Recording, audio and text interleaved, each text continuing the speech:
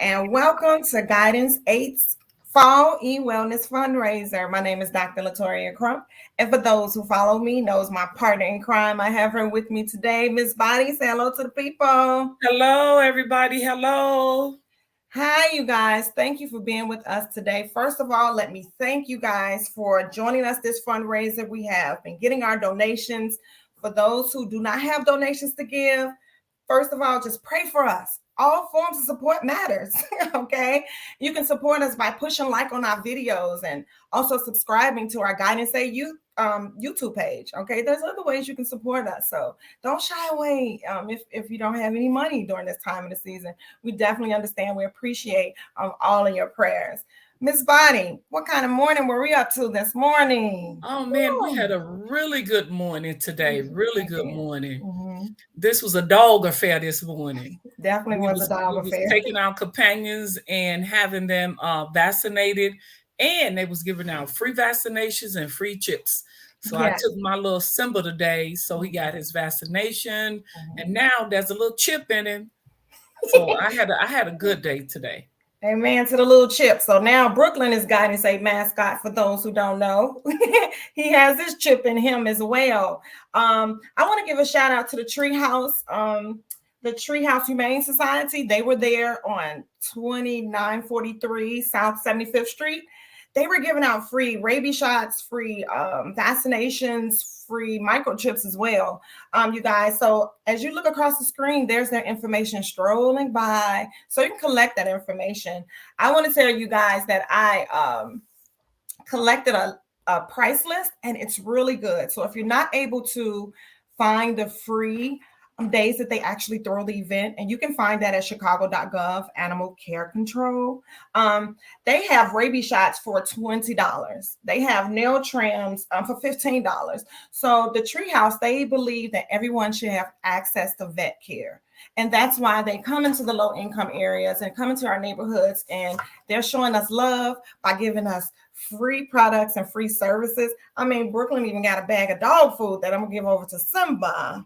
Mr. Brooklyn has food allergies.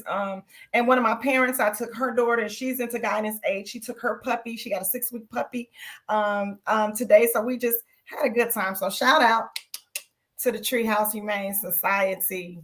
All right.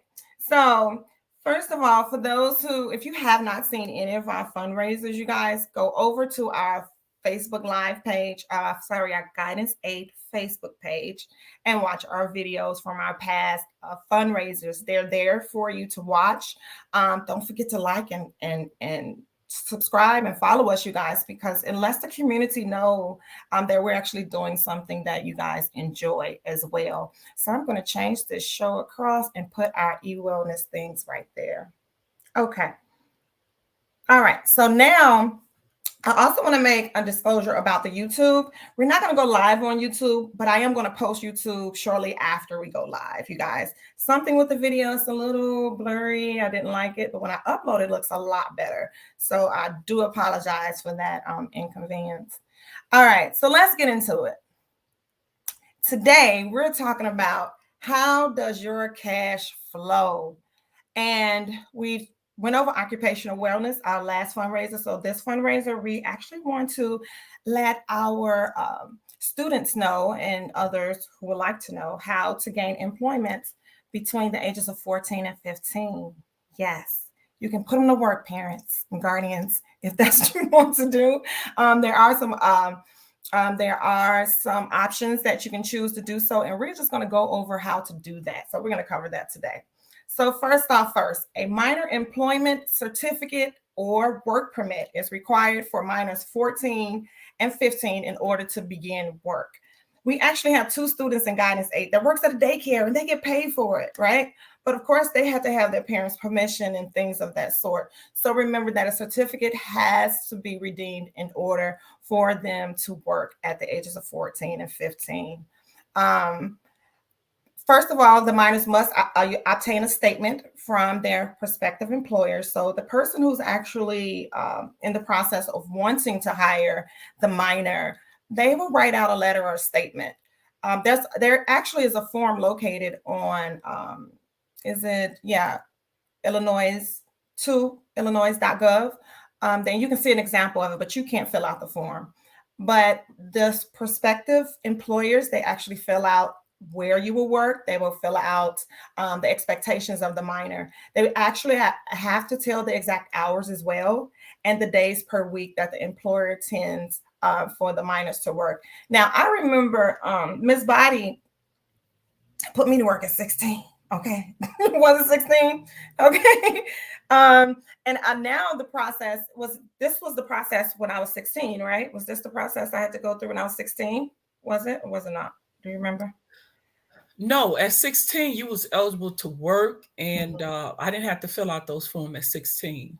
Okay, so nothing has really changed for 16. So she didn't have all of that. Also, this minor employment certificate, it lasts for a year. So every year you have to renew that. So keep that in mind as well. Okay. All right. Okay, you have to also obtain a certificate of physical fitness. Okay, you get this from your doctor, your physician. The physician tells whether you're physically fit to be employed. Okay, so there's a lot that comes into actually gaining access to the work permit itself, but it's worth it because you'll get to gain access to income, right? All right. Also, the school principal, get this, Ms. Body, the school principal has to write a statement confirming the age, the grade, and that the student actually attends that school. And the principal also recommends whether the minor should receive employment or not. What does that tell you? Make sure that when you're in school that you're behaving correctly. You want these reference letters. You want to make sure that you can complete the documents that you need in order to receive your minor certificate if you want to work. Again, I put down at the bottom of here search forms at www.illinois.gov. You can see the actual forms itself. They also have a form for the principal as well. So you can take a look and see what the expectations are for that. All right, so now we've gotten into, these are the things that you need here. You need your employer statement, where you're going to work. They have to tell the hours and your location. We have the certificate of physical fitness from your doctor. We have your principal's statement on how good of a student you are and how you are able to work. Okay. You have to bring in a proof of birth, which is your social security card and a birth certificate. Your parents needs to come with a valid driver's license and a statement of approval. And it said parental valid driver's license. And I think, what do you think? Do you think that's because the responsibilities of making sure that the minor can get to work, possibly, to show that there's transportation there? In my mind, that's what I'm thinking. What do you think, Ms. Body? I don't know. I know I had to sign papers for my grandson to get his student permit to drive. Mm-hmm. And that's because they was holding me responsible for his behavior on the road. Mm. So therefore he had to have my signature, and I had to make sure that when I did sign the paper, I was stating that he had his time on the road, that he had been with an adult that was in the car that was helping him. So behind that, there's some responsibility from that parental signature. Yes. Thank you for that. Okay, good. So after we get all this information, the last step is submitting the information to the issuing officer at your school. Who is the issuing officer? They're typically found at any high school. They review the documents. They make sure all the components are there for you. And they also make sure that the employment where you plan to work, that it's not hazardous to your health. So that's good that they actually cover that to make sure that no harm will be done to the student and the minor altogether. And then they actually complete the employment certificate online for you. So when you go to the issuing officer, make sure you have all the documents in which we've covered in this particular PowerPoint, so that the process can be a lot smoother for you. According to the website, within 48 hours is the approval time. But of course, we know we've been through the pandemic. We've been, dealing with COVID-19. So it may take a little longer. Okay. So I don't know if that will shift the time, but just in case, just be aware of that, so that you won't become impatient. All right. Now, when school is in session, 14 and 15-year-olds may work up to 3 hours per day. up to 24 hours per week. Okay. The combined hours of school and work may not exceed 8 hours per day. So I did the numbers for you. Okay. So if a minimum wage now in 2021 is $8.50, right? So if you do a maximum of 24 hours, that's $204 weekly. Now we do know, dealing with state taxes and things like that, you will receive the total $204 if you're in a position where they take taxes out. But that's some good money for a 14, 15-year-old. What you think, Miss Body? What could you do with $200 at 14 and 15? At that age, I would probably buy me clothes and make sure I had the things I needed for school. And if I could do anything in the house for my mom, I would begin there. And then after I've had a couple of checks, I will begin to think about, okay, what can I start putting away in a little bank account for myself? So at the age that I am now, that's what I would tell my 14-year-old self to do. Okay, so all the wisdom that I've gained now, I could speak to that 14-year-old and tell that girl, listen, when you get that money, some of that money you really need to put aside. You really need to put that money up because there's going to come a time in your future self when you're going to need it. Yes, and I'm glad you said that. And that is what we're going to cover moving forward in this fundraiser, or what to actually do with this newfound young money, is like I used to call it, because you don't have the overhead responsibilities, hopefully, at 14 and 15 to pay rent, bills, and things of that sort. But it would be nice to help your parent if you can. I think I helped my mom with my first couple of checks. Did I? Or was it all of them? I can't remember. Okay. You don't want to tell me. I love it. You don't want to tell me, you guys. Okay, we're going to go with your thought. That's pretty cool. Okay.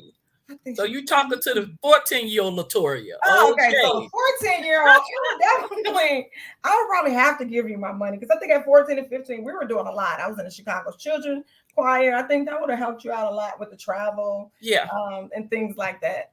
You were self-sufficient. You know, you did what you had to do to take care of your transportation, buy the things that you needed, you know, and if you know, I didn't ask you for any of your money because I felt that at that time, you know, whatever you were able to make, you really needed it at that time for bus fare. You was young, you was in high school, and there was a certain way you wanted to dress, which is cool with me. I think that young people need to take care of themselves as far as dressing themselves when possible. Make sure they have the proper attire outside and inside. So you was busy really doing that. And I like what I saw. You know, I'm like, oh, this girl is really doing her job, taking care of business. Thank you. Yeah. Thank you. I think I still do it now today. You do. I do. Thank you so much for that.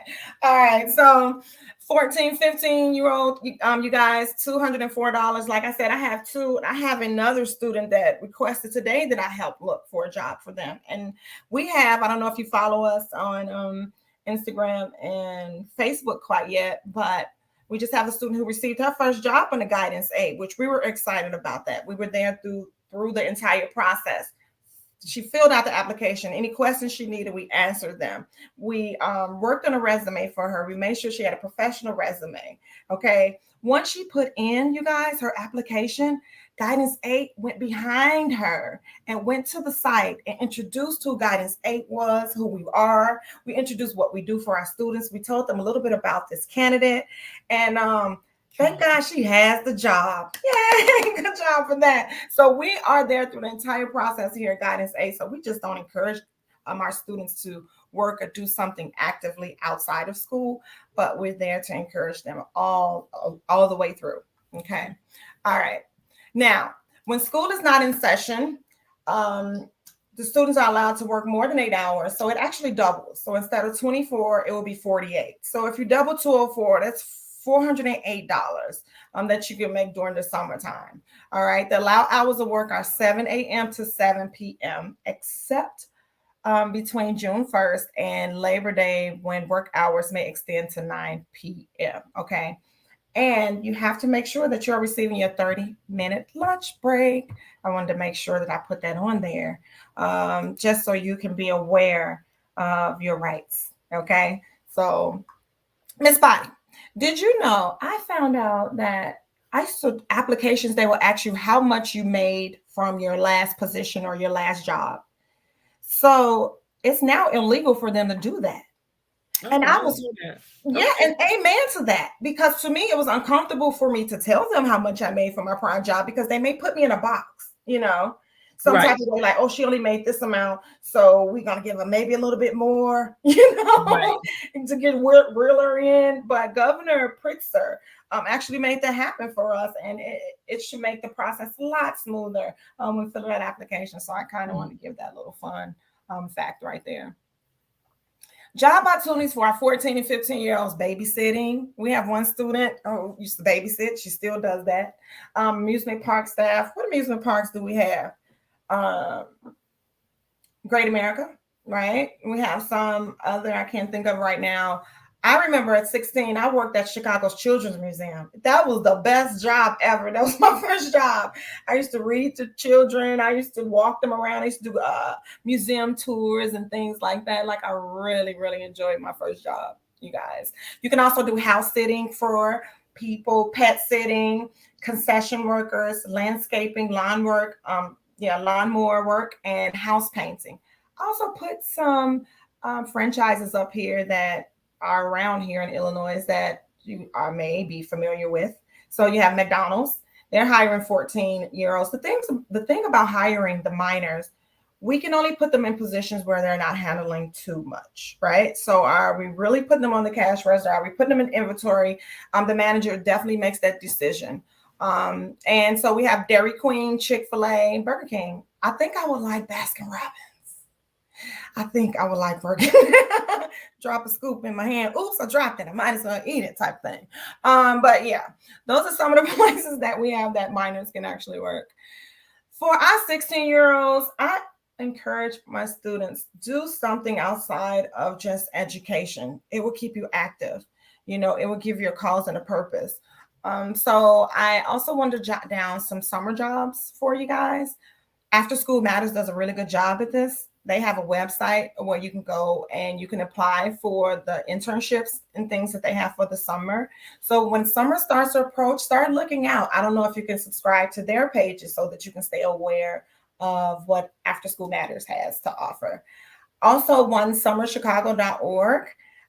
They put together government institutions, community-based organizations, and companies, and they offer over 20,000 employment internship opportunities to youth and young adults ages 14 to 24. Okay, so again, this is summer employment. So you want to look for it during the springtime, because summer is approaching, fall, spring, January, February, March, maybe. You want to start looking for summer employment and looking out for those things. Also, chicago.gov, they have put in the search box youth employment, and a page will come up and it will show you the opportunities to work for not only just the summer, but year round as well. So if you're looking for a job, there's no excuse. You don't have a background, you have signatures of your parents and your guardians, you have likeliness with the principal, because remember, the principal has to sign off and say this kid is cool, then you can gain employment, especially now with the COVID. It seems like everyone was hiring. So job opportunities are out there. Some job hunting tools and tips. Look for seasonal jobs, you guys, especially 16 and older. The best way to get into a company is go in seasonal and show up and show out. Show up to work early, get to know who the managers are. Hey, how you doing, Miss Mary, Miss Kelly, Mr. Sam, whatever their names are. Get to know them, speak to them when you come in. Learn how to network, have conversations with the people on your seasonal job. When they have extra work or extra hours, give it if you have the time, because it's going to allow at the end of the season, when they are looking for more people to pull on the team, they would say, hey, this guy showed up on time. And when I say on time, I mean early, right? When you're early, you're on time. When you're on time, you're late. You know that one. And so they look at those things in order to hire you. I remember working for Target, and I love Target. Oh, I enjoyed that job as well. But I went in seasonal. And if they needed a cashier, I ran to the front. If they needed some inventory, I went to the back, And when the season was over, I had a job. that I enjoyed a part-time job and I enjoyed the discounts and everything, you guys. So be smart about that. Look for mom and pop stores. They're hiring minors. They need the help, as well. And also try to add a resume to your application. With my students, we get together and we build a professional student resume. Okay. Just so potential colleges and employers can get an idea of what the students have been into. Hey, Miss Judy Robinson, see you. Hi. Thank you for coming in. All right. So also, like my last student, when she put in her application, I put on my Guidance Day shirt and I went in and I talked to the hiring manager. I introduced who I was and I told them about the particular student and what she has to offer. You guys, you can do that on your own if you don't have a liaison or someone to stand in the midst for you. Go back and check with the hiring manager, because I tell you guys, when I got to this site, she pulled out at least 100 applications and was shifting through the applications to find Guidance 8's application. Okay. So sometimes you have to follow back because it may be a popular job. Everyone probably wants to work at Foot Locker or, at Ashley Stewart or at the mall. So go back and check with the hiring manager. Make sure you have something nice on when you go, smell good, brush your hair, brush your teeth, look at the paw. Okay. And check up behind your applications. Any tools and tips, Miss Bobby? No, you got it. I'm fine. Okay. Good job. Thank you. All right. So now we're coming to the end of what we have going on right now. First of all, Miss Judy, you are online. I want to say thank you for your donations. I just had to shout you out real quickly, but thank you for your donations. Thank you for donating. She's going to donate masks to us for our extravaganza coming up this weekend. We're getting ready to talk about that. So we really appreciate you for just supporting us since day one, Miss Judy Robinson. Thank you so much. When I tell you family and friends have kicked in, okay, for Guidance 8, you guys are super awesome. So I want to give her a shout out while she's online. Yes. All right. So on the 29th, we have the kickoff, which we did. Today, we did Young Money. So coming up next weekend is the 13th, you guys, and we're going to stream live from on site. Okay. Now, the extravaganza, of course, is from 9 to 1. So we're going to stream a little earlier. Just look for our pop-up, I guess, on the screen to let you know, Guidance 8 is live. Okay. So we're going to go live so you can kind of see what we have to offer at the extravaganza. One more thing. Don't forget, you guys, that I just put out a post. We have more space available. So if you would like a table, it's only $25. It's tax deductible, which means you donate the $25 to us. We give you a letter to write it off on your taxes. And whatever you sell, you can keep it for yourself and for your organization and for your business or whatever you need the money for. So we are inviting you guys to join the extravaganza, okay, to come out with us because we have space. We have a little bit more space than what we thought we did. So come on out and have fun with us. If you can't come, don't be afraid to just send us a donation anyway if you do have it, because we truly appreciate it, you guys. We want to take our students on a spring college tour.